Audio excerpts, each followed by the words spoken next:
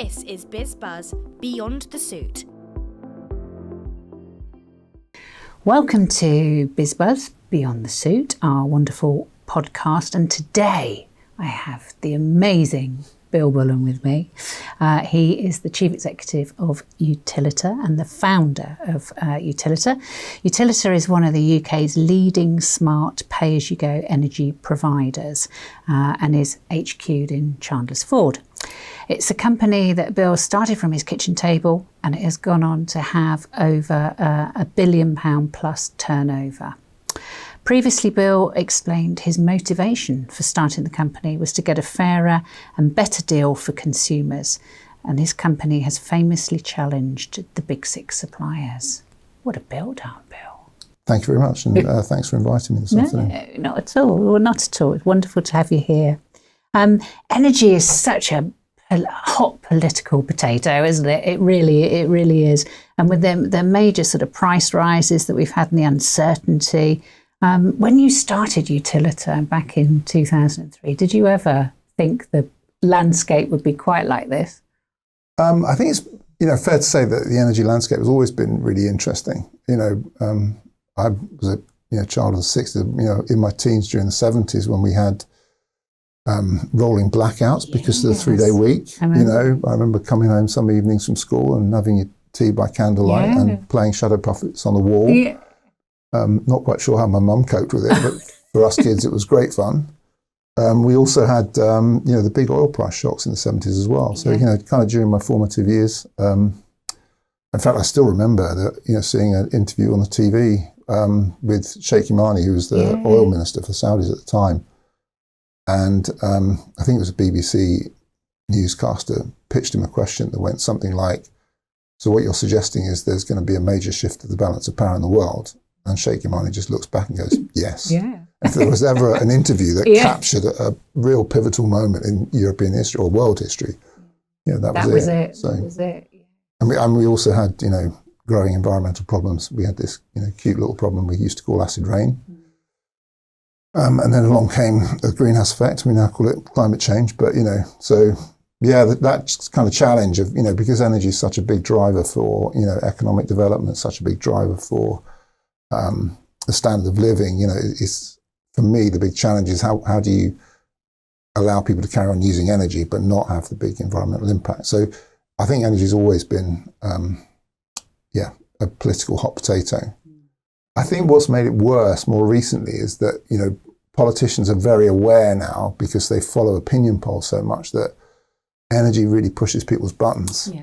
So, everybody's got an opinion about everything. And because, politicians are so much guided by opinion polls, they end up, making lots of kind of, interventions in the market with, probably in ways that they shouldn't have done in the long term. Knee-jerk, I guess. Yeah. I think at the moment we seem to be in this situation in our society where people are kind of see leadership and democracy as being mutually exclusive options, and they're not. Somehow what you need is leadership with democracy, and I think that's kind of where we're falling apart, and it's definitely so in the energy sector. I mean, climate change has been a big political issue since the early 90s, and if you think of all the decisions that have been made and the lack of progress. We've made a lot of progress, to be fair, but, how much better things could have been if, people weren't quite so, directionless in terms of leadership over, 35 plus years. So. And do you think, because it just seems that we're always waiting for that next announcement on what the price is going to be and how much more it's going up and all that. I mean, it's very close by, isn't it, all the time?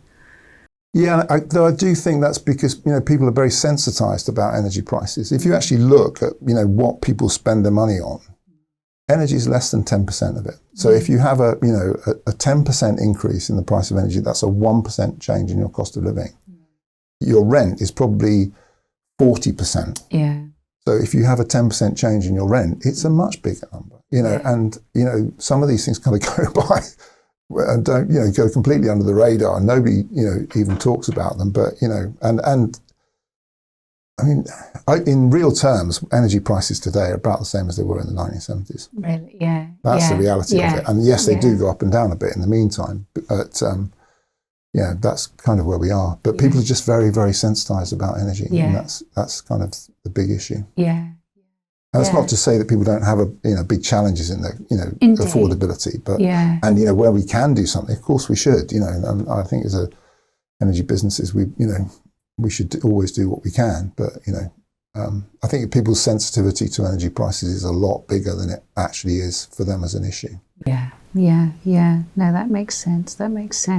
And over your nearly 40-year career that has seen you working for SWEB and before guiding Electricity Direct from startup to a £250 million turnover, what did you see as the opportunity when you were thinking about setting up Utilita? What was there?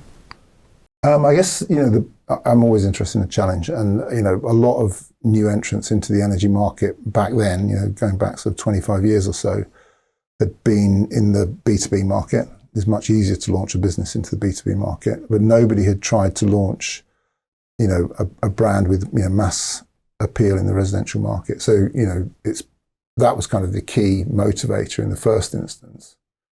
But you do need to think, well, okay, it's an interesting opportunity, but how, I think that, the key thing for us at that time was, looking at the change in technology, and it's kind of difficult to think back 25 years, before smartphones were, a general thing, it was the vision of using technology of all sorts, not just, computing technology, but, recognizing that, people can use, cheaper forms of lighting like LED lighting. We don't even think about it anymore, but 25 years ago people were still buying incandescent bulbs and still burning a lot more energy for a lot less light and a lot more money. So these are all things that were kind of playing in our minds at that time. Yeah. And that use of the technology, because I've been lucky to come to your headquarters and see the state-of-the-art setup you've got there. It's quite incredible, isn't it, the investment that you've put into that? It is, and that's a real, the key driver is, delivering the best product we can for consumers. And, when you become very dependent on, what is actually quite a deep tech stack, people think of, topping up a prepay meter, via, an app is a relatively simple thing. Of course, it's intended to look simple, but if you actually look at all the various steps that little message has to go through, it's, actually quite complicated. And previously, because the experience for the person using the prepaid up till that point was pretty awful, wasn't it, really? Yeah, that was, something that we hit on. We'd actually already launched Utilita, but, within about 3 or 4 months of launching Utilita, we were at a conference of some sort, an exhibition of some sort, and there was a company there trying to sell these new things called smart meters. And that was a real kind of wow moment for us, because we kind of looked at it and thought, wow, this is a game-changing technology. This is back in, 2005, long before, government got interested in smart meters. And that was kind of, a key pivotal moment when we really recognized what was going to be possible going forward, and particularly delivering, a better product for prepaid customers, because, prepaid customers tend to be, obviously lower income households, but, quite often got some form of special needs, quite often living on limited incomes because they've got some kind of disability. And yet, and quite often, frankly, having quite chaotic lives for one reason or another, right? Without, and you've got this technology that requires them every time their meter runs out, they've got to walk half an hour up the high street, top it up and come back home again, and you can imagine the impact that has on, trying to cook the children's tea or, whatever it might be, or just ordinary life. And, so that kind of game-changing moment was kind of jeepers, we can make prepay much, much more, acceptable and deliver a huge amount of value, not just in terms of reducing the cost of energy, but also taking out all of those wasted half hours of people's lives and, allowing them to, watch their favorite TV program, the kids to do their homework on time, all of these things that, otherwise they wouldn't have done. So that's the real value of, what we think what we've done is, but it's a hidden value. You can't really see it. But that was a big wow moment when we came across that. And within that as well, you have the whole thing where you will sort of help people out, won't you? If they're running down and don't have the money immediately there. And yeah, so that was another thing. We kind of noticed that a lot of our consumers, again, lower income households, were taking out payday loans with companies that were charging 1,000% interest, and we kind of how can we stop a bad situation getting worse? Yes. Because that's what that was. It was a bad situation getting worse. And we recognized that because we had these customers, we had their details, we were kind of they were going to be our customer anyway. But what we could do was lend people small amounts of money to get them over that need for the payday loan. And we didn't have to charge interest because, we didn't have the marketing expense of it. We didn't have the bad debt expense of it, so we were in a position to offer people, a feature in an app that just says, look, if you haven't got any money today, tell us when you're going to get some money. We'll work out how much energy we think you need in the meantime. And if it was, £42.50 or whatever it is, take it as a loan, pay us next week. Yeah. And, we pretty quickly became, I would say, the biggest payday loan provider in the country. We're about 20% of the payday loan market, all at zero interest. Yeah. So, for me, that was kind of one of the moments where I felt we'd really delivered a huge amount of value. Yeah, yeah. And it's about that dignity, isn't it? That you. Yeah, because it's not, you can do this, it's all in your own home, you're not, it's not having to go in front of somebody. You don't even have to go onto to make a call or anything to borrow some money. You can just do it quickly on your own. And people really appreciated it. I mean, that was the thing that really got me, was that, people weren't sort of seeing it as an opportunity and then I'll, pay it back in dribs and drabs. Quite often people just said, well, okay, well, as soon as I get some money, I'll just pay the money back and then I've got that facility again in the future. I think at a peak, we did something like 2 million payday loans in a year at one point. Wow. Yeah. Wow. And did you ever anticipate it would be anything like that? Or? No, not really. Yeah. It was just the kind of thing you can do, once you get people engaging with you, over an app, it's just a question of what other functionality can you put in this app, and there's all kinds of clever ways to think about it. And just, some of the other functions we've put in, one just allows people to transfer credit from the gas meter to the electricity meter. Yeah. And for a household where, they've just topped up their last 10 quid and they haven't got another 10 quid and now they're running out of electricity, they want to get the credit off the gas meter onto the electricity meter. Or, previously you just couldn't do that, And just so having that facility is another, feature in the app that's just used loads and loads. Yeah.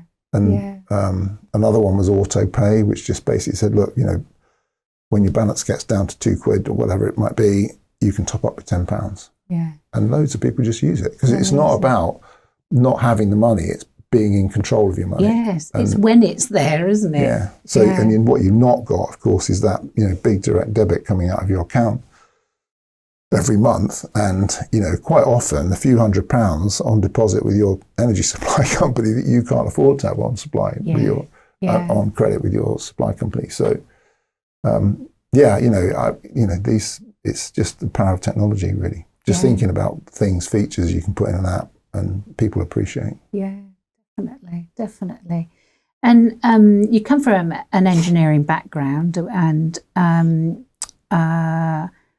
was energy always your focus then throughout your career? How did you start out? Yeah, I mean, it goes back to what I was saying about my childhood. It was always a big thing for me. During the 70s, energy and environment was kind of everything. So when I went to university, I was just all of the energy courses. Obviously got the opportunity to do a master's as well. So it was all about energy and environment. I say it's that challenge of, providing people with the energy they need, but somehow doing, alleviating that environmental impact. And when you were doing the shadow puppets in the candlelight, then what did young Bill think he might? That was just fun. I mean, I'm not saying I knew what I was going to do back then, but it was just one of those things, obviously, that sticks in your mind, and obviously had an impact on what I decided to do in my life afterwards. Yeah, absolutely. And what about your parents? What did your father do? Well, my dad was also self-employed, and I do think there's probably a self-employed gene running through the family because my granddad was as well. So. Okay. My granddad actually sort of formed a business that my dad worked in, and now actually my brother and my cousin run today. Mm-hmm. But that was an electrical installation business. So my granddad used to, during that post-war period of electrification of homes, he set up a contracting business to connect people up to the grid. Yeah. So that is another reason probably why I ended up with a bit of energy in my blood. So it was, yeah. And what about mum? Did your mum work? Only to support my dad on, doing admin type stuff. But she was a 1970s, so housewife, and she had 5 children, so she worked very hard. More than enough to do. She worked very hard, yeah. Working harder than all of us, I think.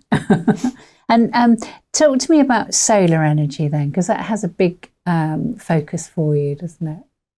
Yeah, I mean, it's another example of the kind of changes in technology that have come along.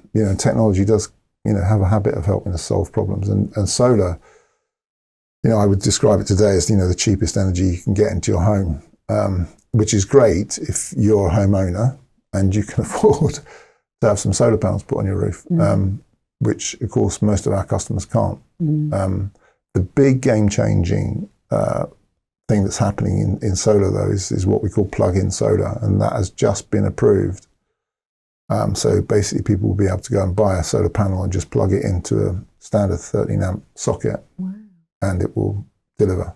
So, don't know exactly what the price of that's going to be, but my expectation is that it's going to be a cost-effective thing for people to do, even if you're rented accommodation. Because of course, if you move, you can unplug it and take it with you. So, you're probably talking about a cost of a few £100, something like that. Wow! And so, will that be something that you'll be looking to move into then for your client base? Well, I think it's the key thing is for us to support customers with it, make sure they're aware of it. We're not a product retailer, so we don't have that kind of supply chain capability, but you're going to see these panels in Lidl and Aldi and, other, B&Q, everywhere will be selling them. So, as I say, I think it's going to be pretty big and, have a big impact in our market rather than, where solar is at the moment, which is very much, benefit to owner-occupiers, wealthier households. Yeah. Because otherwise we're going to end up in a real sort of 2-tier energy system where, bigger consumers with their solar and their batteries and their electric cars and all the rest of it will end up with zero bills. And of course, the cost of all the the grid reinforcement and everything else is just going to be lumped onto those that are left. So it's really important that we have solutions for everybody. Yeah. And energy is that sort of connection for the grid is such an issue for growth generally, isn't it? It's something that comes up again and again with the meetings that Business South is having. And what are your sort of thoughts on that then, really, how we can grasp that nettle? Well, access to energy is a key driver for growth, kind of always has been. It hasn't quite had the same kind of linkage between economic growth and energy consumption growth as there was back in the 60s and early 70s because of all those things like the oil price shocks and all the rest of it that have caused us to be a lot more energy efficient. But that doesn't mean to say energy is still not vital and still not a big driver for the ability for companies to grow and to deliver value, really. And we are in a situation again.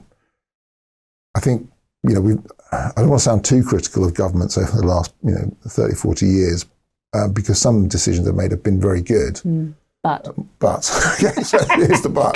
Come on, Bill. We have made some kind of very big investments, for example, in wind energy, and the wind energy is in the north of Scotland or it's out in the North Sea. Well, unfortunately, where the consumers are in southeast and south. So getting that energy from the North Sea or from the north of Scotland down to the south of England is important and vital. Otherwise, what happens is those wind turbines, although they exist, they have to feather the blades because they're trying to produce too much energy that just cannot get down through the grid. So we're now in a situation where we need to invest billions of pounds in the grid to get that energy. The wind turbines are already there, but they're just not turning because they can't turn. If they turn, it'd just be too much energy up in Scotland and up in the northeast. So And that is bad planning. You know, fundamentally, that is just bad planning. That's like one bit of Whitehall not talking to another bit of Whitehall. I find that so frustrating. Because, you know, if there's one thing that, you know, politicians ought to be able to do, or not just politicians, but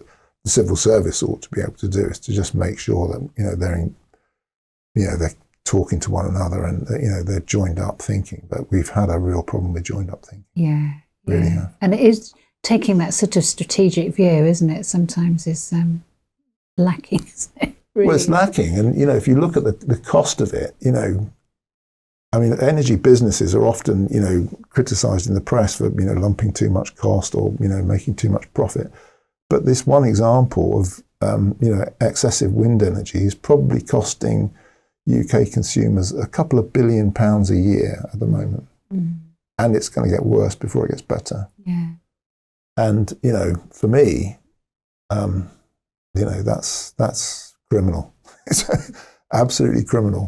When you think of some of the criticism that energy businesses get, I mean, that for me is absolutely criminal. And, you know, nobody in government talks about it. It's all swept under the carpet, which kind of makes me laugh when people suggest that nationalisation might be a good thing. But because it could just be a disaster. I worked in the industry when it was nationalised, and that wasn't great. No. It wasn't great for consumers. We didn't talk about consumers at all. We were just a bunch of engineers playing with wires and stuff, you know. So, yeah, I think we have today, you know, and then energy. I mean, I would say this because I'm obviously in it, but I think we have an energy industry, and we're, you know, kind of talking about what we've done in the digital space. It's very customer focused, very much, you know, focused on delivering value for energy consumers, and, you know, that's really kind of despite the government, not because of it. And I think that's, you know, the key thing people need to know. Yeah. And so you're sort of linking on that political landscape, because we met up in Liverpool, didn't we, last year at the Labour Party conference, where you were speaking at a fringe event, I think. Do you enjoy sort of talking to government and trying to get them to see your point of view? Enjoy is probably a strong word. Sometimes feels like you're bashing your head against a brick wall, to be perfectly honest with you. But, you know, you can't, you know, complain unless you engage, unless you know, you've got to try to. Politicians can't know everything. I don't, you know, of course they won't know everything. It's not even in their skill set to know everything about the subject matter they might be having to deal with on a day-to-day basis. But yeah, it's challenging to get your message across, especially because, as I say, it's very noisy. You know, there's all kinds of people, you know, pushing people in different directions, or, you know, shouting louder than you are. Yeah, it can be very frustrating, you know, because there's kind of, you know, one of the key things, I guess, over the last, you know, 30, 40 years for me has been a lack of change in building standards, for example, which is a really boring subject. But it's one of the reasons why we have higher energy consumption per household in this country than, you know, most European countries, because we've just been building less efficient homes. Right? And we knew this, and we knew back in, you know, the early 90s that this was going to be a really cost-effective way of tackling climate change, reducing CO2 emissions. But the strength of the building lobby is so high that they've basically blocked it from happening. Even this government, which came in with the, you know, future home standards, are still struggling to get it through. So, you know, it's a very noisy place, Whitehall, Westminster, and, you know, getting your message across and, you know, trying to combat those other vested interests, which are, you know, so powerful, so strong, is you know, as I say, very frustrating sometimes. Yeah. Are there examples of countries, do you think, where they have got it right? That you, when you look around the world, then? Yeah, I mean, I don't think you have to look around the world. You can, you know, look around. I don't think anybody's kind of perfect. You know, each country's kind of done some things good, some things bad. But yeah, most European countries, you know, on that building standards issue are way ahead of us, and have been for, you know, 30, 40 years. And if you think about all the buildings that have been put up in the last 30, 40 years, it would have been a really, really big difference. Yeah. And it's not like we didn't know. And you know, we know that, you know, markets, private companies are very good at solving kind of issues, you know, within a time frame. But what is very difficult for human beings and for companies is, you know, if I spend some more money now, what's the benefit going to be over the next 20, 25 years? It's a really difficult judgment to make.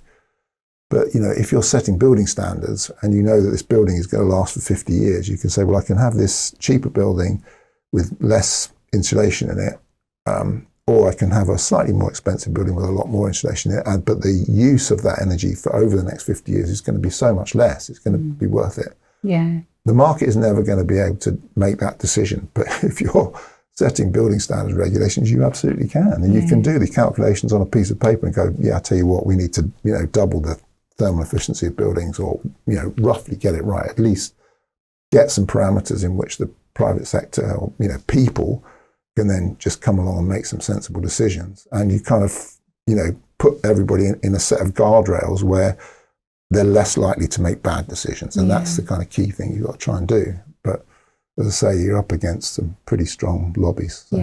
Yeah, it is a busy old area, isn't it? And with your the name of Utilita, I guess locally is very much known with the cricket, and you're very involved on the sports side. Is that, do you have a personal interest in sport? Is that why you wanted to be with the sponsorship side of things? I'm keen on sports, quite a lot of sports. So, but I mean, I think the thing from a business point of view is that utilities. When I'm very interested in it, so I can kind of waffle on about utilities forever. But most people, it's kind of something they want to think about once a month at the very most, possibly not even once a year. So it's kind of the reason we get involved in sports is because people are much more passionate about football teams, about cricket, about and music events as well. If you can associate your brand values with something in the sports world, then you're much more likely to be able to promote your brand in a positive way. So that doesn't mean to say we go out and sponsor Premier League football teams, because frankly that would be a waste of money. But we do sponsor a lot of community teams, a lot of women's football, a lot of kids football. Locally, obviously, we do the Hampshire Bowl because we're local, and we're one of the big companies in the area. So we kind of wanted to support them, also because we did a big solar installation at the bowl as well, which was I think a big statement, for both the bowl, for cricket, and and for us as a business. So yeah, it's really trying to promote your brand at the end of the day. And that's been transformative for them, isn't it? The cricket ground, but also is it the training ground at Bournemouth as well that you've been involved with? So locally we've done the bowl, the training ground at Bournemouth, but also at Marchwood for Southampton, the training ground there. We've done a solar installation there. So, and I do think it's important that these kind of big local brands, because that's what they are, and brands that people are interested in, are making these kind of decisions, and frankly showing a bit of leadership, and hopefully getting that message across to people in a different way than the way we would. They're not trying to sell you a solar installation. They're just saying, we're Southampton Football, we're Bournemouth Football Club, and we think this is the right thing to be doing. And it just shows longevity, doesn't it? That you're looking ahead, and that that's the direction of travel. Yeah, it is. But I mean, I think the thing about solar is that actually, this is cost-effective energy as well. So, when we've got particularly a marketplace where, energy prices can shoot up for short periods, as we had with the Ukraine war, and more recently with the Iran war,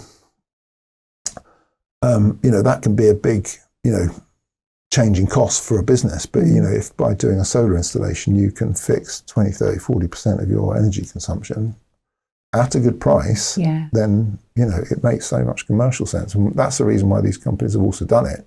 It's not just because they want to be good for the environment. And it's just to be good, It's, getting those two things together. And, that's, I think that's important. If you make good decisions about reducing CO2, they don't necessarily have to be expensive decisions. A lot, when I was talking about changing building standards over the life of a building, that will be a cheaper building. It's not costing you money, it's saving you money. And the same with solar, it's not going to cost you money in the long term, it will save you money. Yeah.